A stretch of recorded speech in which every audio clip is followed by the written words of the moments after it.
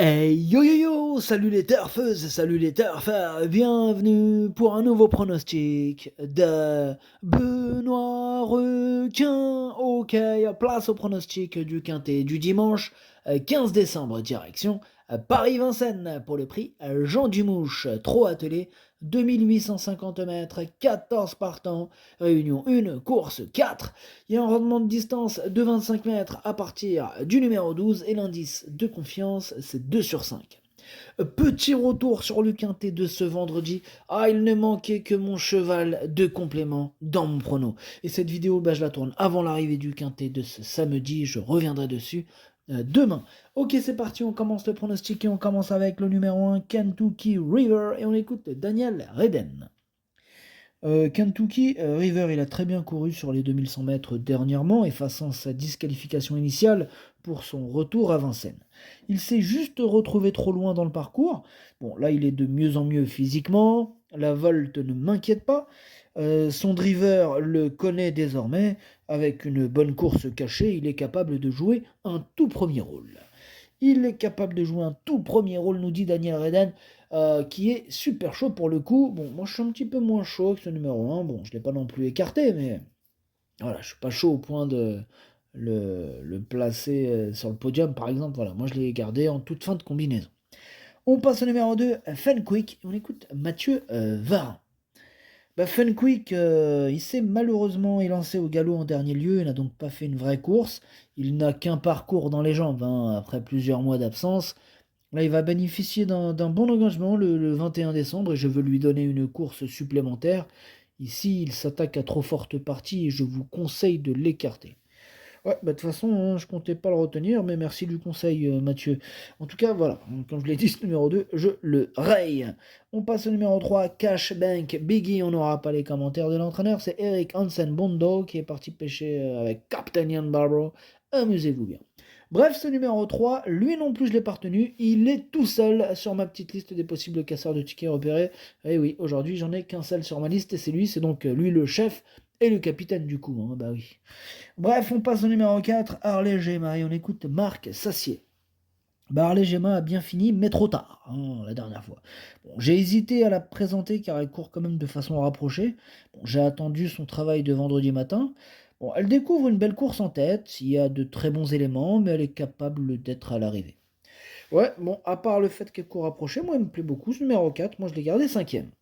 On passe au numéro 5, Galileo Bello, et on écoute Madame Anne-Françoise Donati à Marcillac. Écoutez, Galileo Bello s'est malheureusement montré un instant fautif, hein, à mi-parcours avant de produire un bon effort en dehors. Son driver a préféré ne pas insister, voyez-vous. Il paraît bien, mais il n'est peut-être pas encore à son meilleur niveau et je redoute toujours la fameuse deuxième course. Cela dit, il faut s'en méfier pour les petites places. Ouais, eh ben on va s'en méfier, Anne-Françoise. En tout cas, moi, ce numéro 5, c'est un regret. C'est mon deuxième cheval de complément en cas de non partant. Attention, hein, je vous ai dit, indice de confiance 2 sur 5, il est ouvert ce quintet, attention. On passe au numéro 6, Goélando Fort. Et on écoute Christian Bijon, hein, qui est en forme, monsieur Bijon, avec toute la clique Bijon, attention. Goélando Fort, il a très bien tenu sa partie dans le prix Jean Boileau en prenant le second accessible derrière Inexcess Bleu et Hip Hop au Fort, qu'il retrouve ce dimanche. Il avait annoncé un net regain de forme lors de sa sortie précédente après sa disqualification au départ. Dimanche, le lot est encore très bien composé, mais il est en mesure de confirmer et d'accrocher une place. Ouais, il est capable de confirmer. Moi, je le pense. En tout cas, je l'ai gardé. Je l'ai mis en bout de combinaison. On passe au numéro 7, le fameux Hip Hop au Fort. Et on écoute encore Christian Bijon. Ouais, là maintenant je vous présente Hip Hop au Fort qui a prouvé qu'il était revenu au mieux dernièrement en prenant la deuxième place d'un quintet remporté par Inexcess Bleu, hein, sur les 2100 mètres. Là, il sera encore plus à son affaire, hein, sur ce parcours de tenue. Bon, il y a quelques sérieux clients et la revanche sur le pensionnaire de Laurent Brivard est difficilement envisageable, mais il a sa place dans les trois premiers. Il a largement sa place dans les trois premiers. C'est d'ailleurs le classement que je lui ai attribué. Je lui ai attribué la troisième place de mon pronom. On passe au numéro 8, Brambling, et on écoute Daniel Reden. Oui, Brambling, il n'était pas à l'aise d'efférer des quatre pieds lors de son avant-dernière sortie. En dernier lieu, au nord de la Suède, il faisait très froid, il n'était pas à l'aise sur une piste dure. Ce très bon élément demeure un peu spécial. Il n'est pas facile de prévoir son comportement. Il travaille très bien à Grosbois. J'ai hâte de le voir. Jean-Michel Bazir me donnera son avis. Ouais, bah, c'est le l'X de la course, hein, ce numéro 8, hein. Comment va-t-il se comporter? Voilà, il peut faire mal, comme il peut ne pas être là. Voilà, c'est lui mon gros regret, c'est lui mon cheval de complément. Canon partant, attention, possible cassage en vue.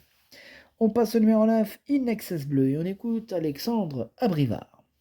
Bah, In Excess Bleu a été très bon la dernière fois et a déjà très bien couru il y a seulement 8 jours, hein. Bon, au travail, il ne montre d'ailleurs aucun signe de faiblesse. Il n'y a pas de plan préétabli. J'ai confiance en mon cheval. Je crains évidemment Gaspard d'Angy, capable de grandes performances et qui surtout démarre très vite. Bah, merci Alexandre, hein, pour cette explication et même l'explication sur d'autres chevaux. Merci. En tout cas, ce numéro 9, c'est tout simplement lui mon préféré. C'est lui que j'ai décidé d'installer en tête. On passe au numéro 10, Gendréen, et on écoute encore Alexandre Abrivard. Ouais, Gendréen, bah lui, par contre, il est en super forme, hein. Je vois pas pourquoi il serait pas dans le coup pour les places. Là, au papier, je le pense même capable de lutter avec Hip-Hop au fort et grâce du Dijon, hein. Eh bah ouais, bah il est chaud, Alexandre, avec ce numéro 10 également, que j'ai gardé lui aussi à la 6ème place. On enchaîne avec le numéro 11, Grâce du Dijon, et on écoute Charles Dreux. La Grâce du Dijon a couru de première dans la finale du Grand National du Trot. Alors certes, elle a reculé dans le parcours, mais vu le rythme imposé, ce n'était pas trop grave. Elle a très bien récupéré de ses efforts. Se présenter à 2 semaines ne sera pas un souci, même si une semaine de plus aurait été encore mieux. Bon, c'est comme ça. Bon, elle est très bien placée en tête et elle a un premier rôle à jouer. Ouais, elle fait partie des premières chances de ce quintet. Ce numéro 11 peut en faire souffrir plus d'un sur sa route. Moi, je l'ai mis 4ème. On passe au numéro 12, FaceTime, et on écoute Mathieu Abrivard. Bah, FaceTime, il a connu des problèmes de santé là, après sa série victorieuse de l'hiver dernier. Il semble revenir bien à l'entraînement, mais il va logiquement manquer de conditions après plus de 9 mois d'absence. Il est préférable de faire l'impasse. Il se prépare assez vite et devrait ensuite aller à Bordeaux avant de revenir à Vincennes pour un bel engagement. Ok, bah on s'attarde pas sur ses chances, hein, je ne le retiens pas. On passe au numéro 13, on reste avec Mathieu Abrivard. Ouais, Gaspard de Brion, c'est lui que je vous présente, le 13, Gaspard de Brion, qui n'était pas au mieux après sa tentative dans l'élite Lopette. Il a dû être de nouveau arrêté cet été. Bon, il est moins tonique que FaceTime, mais va avoir besoin de plusieurs parcours, hein, pour revenir au mieux. Dimanche, il effectue une rentrée en rendant 25 mètres. Autant vous dire que sa tâche s'annonce très compliquée. Ouais, bah pareil, hein, ce numéro 13, lui aussi, je m'attarde pas dessus, hein, je le raye. Et on termine avec le numéro 14, Gaspard d'Angy. On écoute Jean-Michel Baudouin. Gaspard d'Angy est revenu à la campagne depuis une semaine et me paraît vraiment parfait. Bon, il faut rendre la distance à un cheval comme In Excess Bleu, hein, certes, mais il se plaît beaucoup à Vincennes. Il sait démarrer rapidement, je lui vois une bonne chance. Bah, il peut même remporter ce quintet, hein, même aux 25 mètres. Hein, il y aura a priori un beau combat se dessine, hein, entre le 9 et le 14. Voilà, moi, ce numéro 14, j'ai choisi de le mettre deuxième. Le pronostic, ça donne 9, 14, 7, 11 et 4, 10, 6, As. Merci d'avoir suivi cette vidéo. N'hésitez pas à mettre un pouce bleu si la vidéo vous a plu.